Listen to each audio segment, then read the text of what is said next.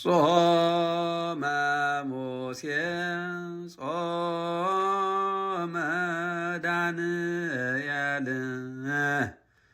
እግዚእነ ጾመ በእንቲአነ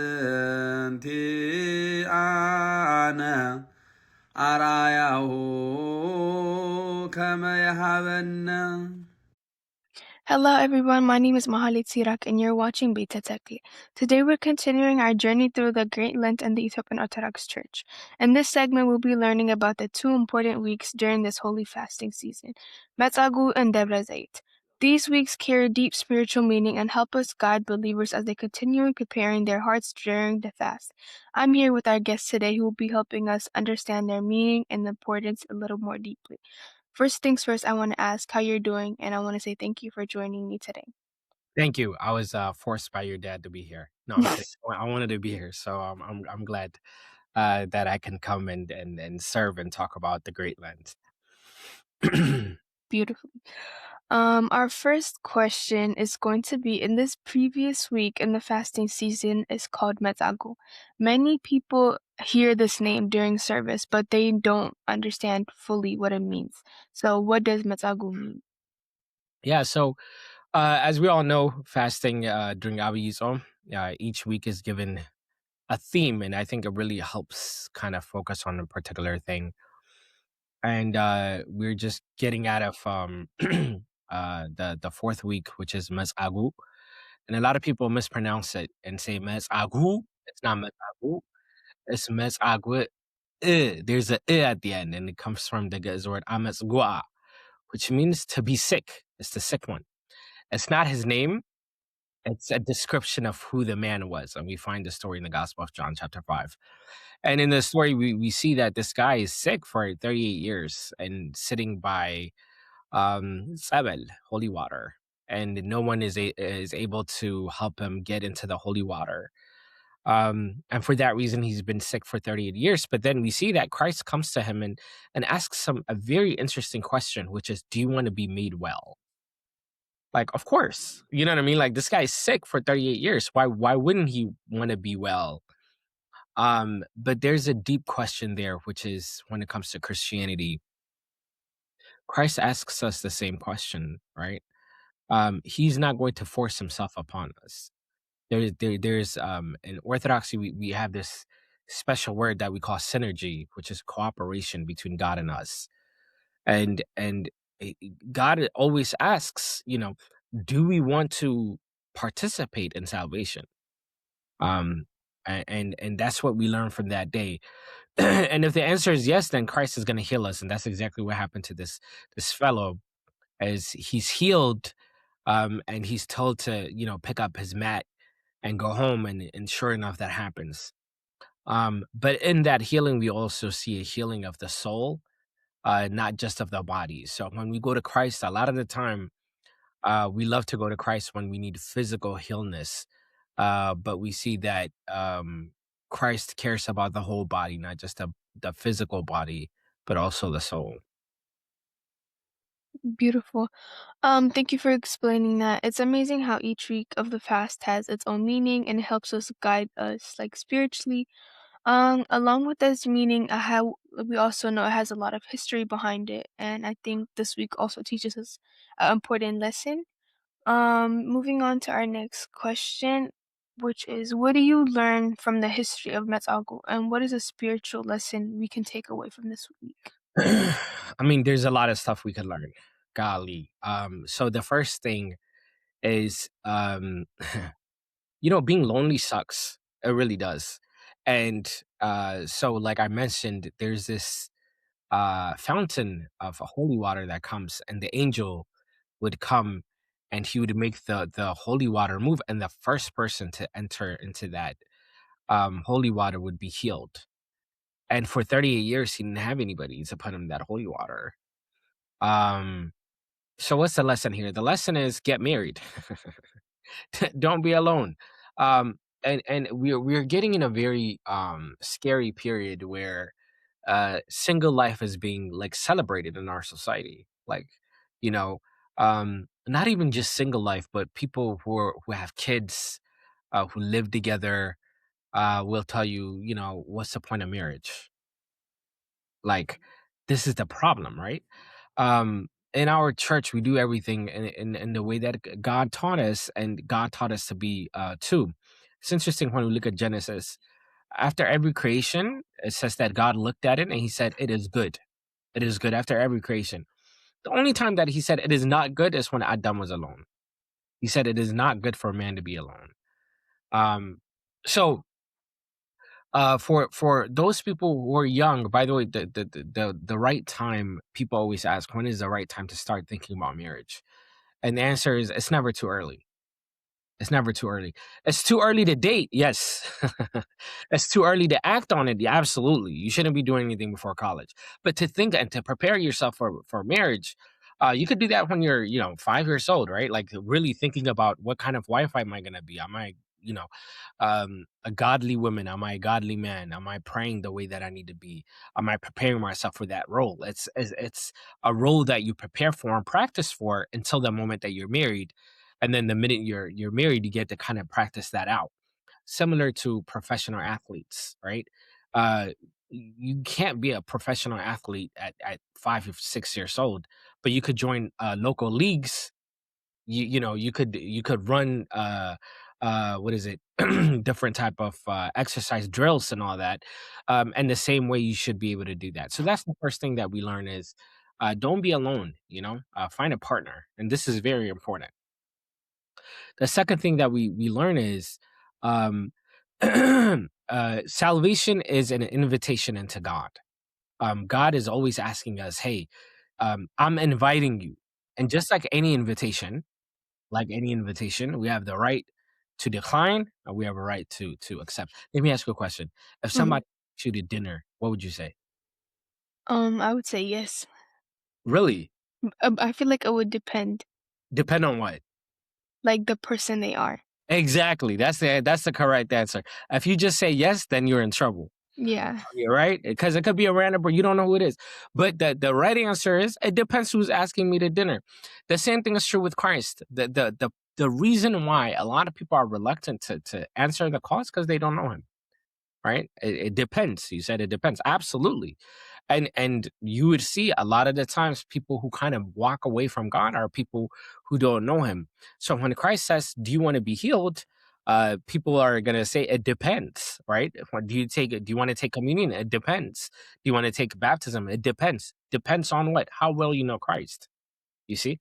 If you know Christ, then you're ready to repent. If you know Christ, you're ready to take communion. If you know Christ, you're ready to be saved and be healed. So it requires our heart to say, "Look, I want to know God, and I want to know him deeply." Beautiful. After the week of Metago, the church introduces us into another very meaningful week that carries a message about the coming of the Lord. That is a very has a very important, meaningful message. Sorry. It also reminds us that church is always guiding us to be prepared for Christ's coming and prepare our hearts. And during this week, there has a lot of traditional practices and absorbed by like Memenon. Mhm. And our next question would be, the week that follows Metagu is Debre Zeit. What is the history of Debre Zeit, and what is a secret related to the coming of the Lord? Yeah, so Debre Zeit is a very important location. It's a place. It's a mountain of olives. And if you look at the Bible carefully, all of the important messages that Christ had to share, he does it on top of a mountain to show that his message is, mountain is like a high place, and he's trying to say the things that I'm about to say is important, like it's up here, pay attention. So whenever he says something important, he says it on top of a mountain. And this is one of the places that he talks about the end of coming. Of course, this is very, very, very, very important. um Now, Debre Zeit is one of the 9 minor feasts or holidays of Christ. There's 9 major holidays, like his birth, resurrection, Pentecost. Like, all these things are called the 9 major fasts or feasts of the church. And then we have 9 minor feasts.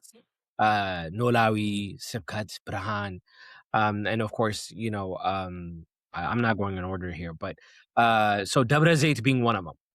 And in Debre Zeit, it is a celebration, and you see like during Abi Yusuf, a lot of people would come wearing white, uh, being ready. But then the reading for that day is Matthew 24, and it's really remarkable. So he says, "Be careful, because uh, during right before the end of the second coming, there are gonna be people fighting, wars, hurricane, earthquakes, the sun falling apart. I mean, it's just the whole works.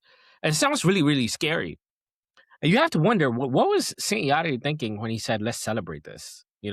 Like what's going on, right? Like this is something to mourn. Why celebrate? Why is it a holiday? And we say on Debre Zeit. And the thing is, it's because it is telling us that Christ is about to come. So, these are signs that Christ is about to come. I remember when I was a little kid, long before you were born, like long before. um, I didn't know how to tell time. This is when I was like 5 or 6 or something, and but I would know that my dad would be coming soon when it started getting dark, right? Like I don't know if like my mom said like 2 hours later, 3 hours. I don't know what that means, right? But what I did know, and I vividly remember, is if it was getting dark, that means my dad is about to come any moment now. So I would wait for him. I was very excited. The only time that I wouldn't wait, like I wasn't excited to see him, is if I was in trouble. Um, so this is back home, and back in the day, we used to get whipped, with a cabato, It wasn't until I was in high school that I learned a belt was for holding your pants up. I thought the only tool, the service of a belt was to whip little kids, So I knew that when I was in trouble, I would get whipped, like pretty seriously. So the only days that I was unhappy when it got dark is when I did something wrong, because I would know that I would get whipped. So on Debre Zeit, like all these readings are coming, right? And they sound scary, like earthquakes and people being martyred and all this stuff. And we're celebrating this because if we are ready for Christ's coming, then we're saying our Heavenly Father is coming. We should be excited. Like these are the signs. They're coming true. They're happening. Oh, wow. Okay, our Father is coming. But if we're not prepared, if we're not ready, if we're in trouble, if we did something wrong, sure, we're going to be scared. Absolutely, we're going to be scared. And we should be scared because we're going to be in trouble. You see? So this is the day that we think about this very critically and recognize it's imminent. It's happening. It's happening. Like if it was dark, my dad was going to come. Like, and it's a moment of time. Just like when we see these signs, Christ is coming. He's going to come. He's going to come. It's a matter of time. So the whole point of Debre Zeit is to make sure that we're ready. That was very meaningful. Reminds us that the church is always guiding us and thinking about how Christ is coming, how we have to be prepared for that. And I think your personal experience can be relatable to a lot of people. And our next question is how are the traditional events and practices that take place during Debre Zeit viewed in the church? So one of the major traditions that happens is a lot of people take communion because this is a reminder that Christ is coming. So in order to prepare themselves, a lot of people would fast, and then make sure that they repent and confess to a confession father. And you would see more than the other days, with the exception of Fasika, Debre Zeit is the day that many people come to take communion and be partake in that, because they know that is the time that Christ is coming. Beautiful. Thank you for sharing that. I hope that helps show the traditions of the church and how it's meant to strengthen our faith and get us closer to God. And when we step back and look at those weeks together, they teach us something bigger about our spiritual journey. The next question is, when we look at Metzagu and Debre Zeit and the other weeks of the fasting season, what do these celebrations teach us overall as believers? Yeah, they teach us a very important concept, which is our body needs to be restrained. Um, the beautiful thing about Orthodoxy is it teaches us all aspects of life, right? It teaches us how to be happy, and then it teaches us how to um, control that happiness in a way that makes sense. In America, it's all about indulgence, right? More and more and more and more, fast and fast and fast, no limits. Just do things that please me, and I don't care about anybody else. But the church says, no, no, no, that's not good. Well, your name is Mahlet, and your dad is good with Mahlet, and you know that during Mahlet, there are sections that are very slow and sections that speed up and get faster, right? We hit the kabaro, we put the kabaro down, we pick up the Hmm. zanazal, put the zanazal down. We sing, we chant, we pick up the mekwame, we put the mekwame down. So there are parts for everything to say, look, all aspects is what makes life beautiful.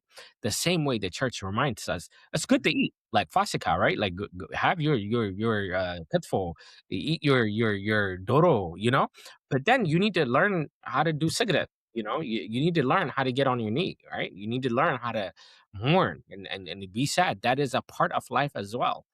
So fasting season is really a moment to kind of balance life, so you can understand all aspects of it. And when you weaken your body, of course, you look at it internally, you begin to see your spiritual life. It's a moment to say, where am I at in my spiritual life? Where am I at with Christ? Debre Zeit forces you to think about the second coming. It forces you, right?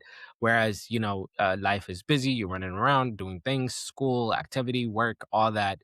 But Debre Zeit slows things down and says, look, man, Christ is coming. Are you prepared? Beautiful. So as we know, we're all like doing Abid. What is something that you like would advise somebody to do differently during this fasting period? Oh, that's a good one. So, one of the things I would say, I try to work on every fast for the most part is forgiveness. It's extremely difficult to say that we are going to be right with God when we're not right with the people around us, particularly family. I always say this. The standard for Christianity is love your enemy, right? But like my whole thing is like, let's love our loved ones, right?